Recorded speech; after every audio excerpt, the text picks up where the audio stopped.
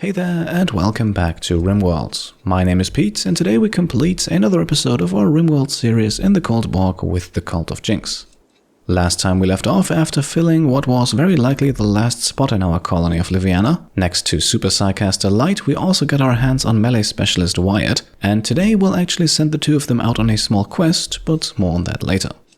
Thanks to your feedback, I also changed the wealth limit for the Arconexus quest, at least the first part, to 200,000 silver, so we should be getting there soon-ish, although we have to keep in mind that we also still need to ally ourselves with the faction holding the first part of the Arconexus map, so just getting to the wealth limit alone won't be enough. Now, for today I do have a ton of footage and a slight cold, so we better get to it. The episode might end up a little shorter than usual, but we'll see how long my voice lasts. Either way, we begin a new day in the Cold Bog with Specs still out in her psychic coma, and with food also being a bit of an issue with winter getting closer, which is why it is awfully convenient that we have not one but two megasloths on the map. As you can see though, our more combat-savvy folks have no trouble hunting them down, and a short while later our meat supply looks a lot more steady. And to improve our situation even further, we also have a large herd of muffalo wander in the late afternoon, so our hunting squad can quickly get to it, and with temperatures already below zero for most of the day, we also don't have to worry about any of the meat spoiling anytime soon.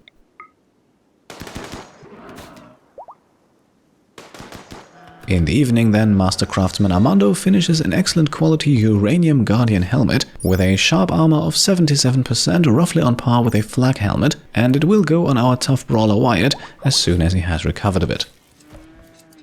The birth of another yak then gives us the chance to give out another name from the list of patron supporters in the naming rights tier and above, and this time the name Miach was chosen, so congratulations and welcome to the herd, a herd that is admittedly getting quite large. As long as we have enough meat and berries though, we won't butcher any animals just yet, and with a food poisoning ending the day, despite Tuk's cooking skills, I think we are good on the meals, at least for now. We then also receive another quest that I think is quite interesting, as the Empire asks us to build a fairly large monument. For the cost of roughly 3,500 units of materials, I think stone in our case, we could get our hands on some pretty interesting rewards, and as you may have been able to guess, the one that primarily interests me is the Orbital Bombardment Targeter. Now, we have a few days to think about this, and then 42 days to actually build the thing, after which we might then get attacked, but the reward is given for completing the construction, and specifically not for keeping the monument safe. So this could be a good way to increase our wealth and might actually line up perfectly with the end of this series. So who knows, maybe a large monument to honor the Empire, or at least grab a weapon of mass destruction, is going to be the last thing we actually construct here in the Cold Bog. Either way, for now we can skip ahead a few hours. Some pemmican dropping cargo pods definitely help out with our food issues, and while we haul all of that back to the village, another quest pops up, and this one we definitely want to take. In exchange for more info about the mysterious Redhawk relic, we are once again tasked with tomb exploration, only this time we have to use a grand total of 10 people to do so. Now we have the numbers, but Liviana would be pretty unprotected during that time, so even though we would be getting to and from the tomb with a high-speed shuttle, this mission still poses some risks. Thankfully though, the mission does not have a timer, so we can think about it as long as we need to. In the meantime, we can give out another patron name, this time to Muffalo Tears, whose parents conveniently circumvented the male-female separation during a caravan trip, and so Muffalo number 9 now joins our ranks. Also joining our ranks soon will be a few more dryads, as Kevin's Gowranland tree has produced 3 Gowmaker dryads, who have now formed another Gowranland pod that we can harvest for a Gowranland seed. And with plant specialist Coco planting that seed, we receive yet another ideology development point. However, actually bonding with the tree will be none other than tree speaker Redini, who does only have a plant skill of 1 at the moment, but also doesn't really have that much to do most of the time. That is, as long as we don't have any prisoners to convert. So she will now take care of this tree, and let's actually produce some bark skins this time. Apart from the carrier, that is the only type of dryad we have not yet seen, and while I think that claws do have the slight edge in combat, the more tanky, protective nature of bark skins, sort of like bodyguards for Redini, definitely fit the theme quite well.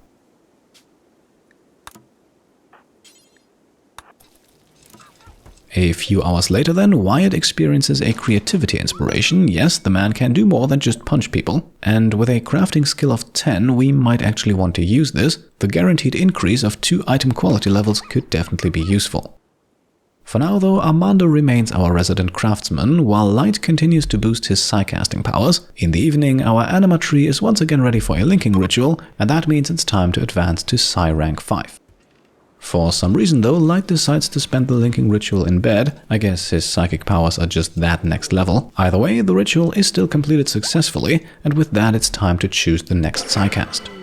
Thanks to the choice of psycasts mod that we installed last episode, we can choose one of 3 here, and I think we'll go with invisibility this time. So no combat psycast just yet, but a very useful one nonetheless, especially considering that we still have this quest right here, for which we need to hack an information terminal inside of a tribal village.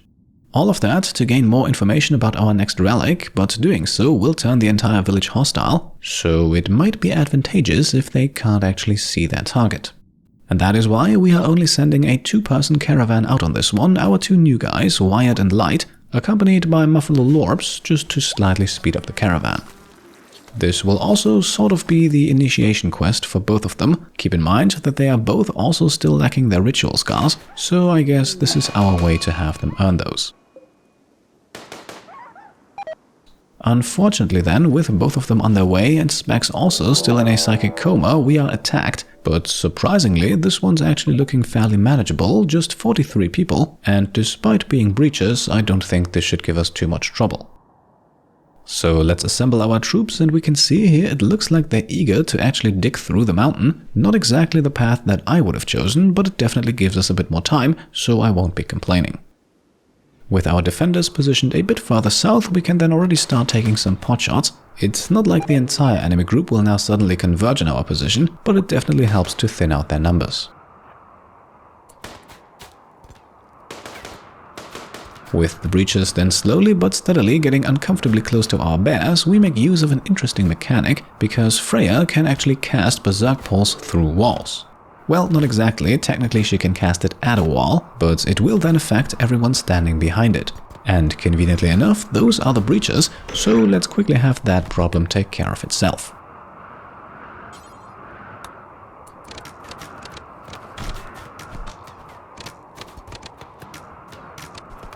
Alright, and there we are, with the breaches dead, our enemies are now sort of stuck. I don't know what would happen if we actually left them alone at this point. I have to admit, I was tempted to try it out, but ultimately decided that it's best if we deal with this right now. So let's engage in full force here, set up a nice choke point, and hope that our bears and clawdrides take care of most of the work for us.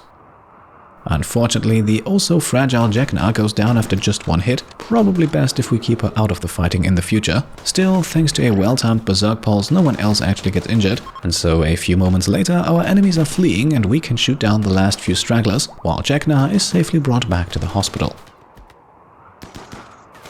Just in that moment, our small caravan also arrives at the destination, and even though Wyatt is suffering from a minor hypothermia, this should hopefully be a smooth operation. As a matter of fact, since we've made it here safely, we can already send Wyatt and muffalos back out onto the world map, because as soon as the villages turn hostile, we won't be able to reform our caravan, and fleeing the map the conventional way, meaning running for the edge, won't allow us to take our muffalo with us. So Wyatt and Lorps are waiting on the next tile while Light is moving towards the terminal, and just as he's reaching it, we will now go invisible. As soon as we touch the terminal to hack it, the entire map will turn hostile, but if they can't see Light, they won't have anyone to attack. And the invisibility lasts long enough for Light to complete the hack and then skip out of here, and that swiftly brings him over to the edge of the map without taking so much as a scratch. And with that, we have now gathered one more piece of relic information. On the world map, we can now merge our 2 caravans and then send them back home to Liviana. On the next morning, we are informed that grizzly bear Vladimir has given birth, and so we welcome Sandgrain 1 into the colony, as always named after the patron supporter of the same name. Thoraya meanwhile upgrades another slab bat to beautiful jade, while Donut hunts a polar bear, and it is also time to start expanding our bear cave, especially during these winter days where we need room for all the corpses. In the afternoon then, a mad squirrel demands our attention, although as you can see very briefly, And just a few moments later, we receive the great news that Specs has awoken from her psychic coma. So our colony founder is back with us, and during the night so is our caravan. Wyatt, Light and Lorb safely return to Liviana, and I would say our 2 latest recruits have definitely earned themselves their ritual scars. Before we can apply those, however, yet another grizzly bear is born. This one will go by the name of Don, after patron supporter Don Homer. And yes, you are seeing that right, that's 13 grizzly bears we currently have. Slowly but steadily, this is becoming a small force to be reckoned with. A few hours later then, it's time to take care of a quest, although not this one here. I don't think the Cult of Jingz does have any interest in making peace with this faction, but of course, let me know if you see that differently. We could definitely always send over a small detachment. For now though, with time running out, let us accept the monument quest. Again, we do have 42 days to actually build it. I think that should be manageable, and with an orbital bombardment target awaiting for us as the reward, it should also be worth our while. With the plants then dropping down, we can also see that it might actually be a small issue to find enough space for the monument. As is the nature of the Cold Bog, we are not exactly surrounded by solid ground, although there are a few areas around the beach here that look promising. For the time being though, let us focus on getting things in order around our village, starting with Squix here, who unfortunately suffered a small frostbite injury, simply because I forgot to heat up her room. With that problem taken care of, however, it is time for the first tree torment of the episode. Yes, he only played the rather passive role of caravan guard, but Wyatt is up first. No spectators for this one though, there is enough work to be done elsewhere. And so, as always accompanied by Eric Murray's ritual music, Wyatt receives his first scar on the right arm, and a few seconds later the ritual concludes in satisfying fashion. And with the evening getting closer, we might as well go for round number 2 immediately, this one resulting in a scar on his left leg, as well as in another satisfying rating. As you may have been able to see, we also just had a pair of donkeys join us, and while I was tempted to potentially get ourselves some riding animals, I think we'll instead use them for something else, namely our very first stakeholding ritual. In this animal sacrifice, Redini will slaughter one of the donkeys, and in doing so, hopefully earn ourselves another ideology development point. More importantly though, if the ritual is a success, our psycasters will also have their psi focus recharged, and considering that especially Light just spent a good amount of psychic energy, that might be very useful. And indeed, another ritual comes to a satisfying conclusion. We now have 9 ideology development points. We also receive +5 mood bonuses for everyone, and as you can see, our psi focus is fully recharged. And at least with Freya, we can immediately use that to reinstill some psychic love between Tuk and Squix. So far, none of them has actually made any advances, but with Squix's previous relationship coming to an early end in the last episode, I'm still optimistic that we'll get these two together. By the way, donkey number 2 is being slaughtered rather unceremoniously. The ritual does have another 20-day cooldown on it, which prevents us from abusing its mechanics. Another tree torment, meanwhile, can be performed right away, and so one more time Redini and Wyatt can get right to it, with Wyatt receiving his third and final ritual scar on the nose.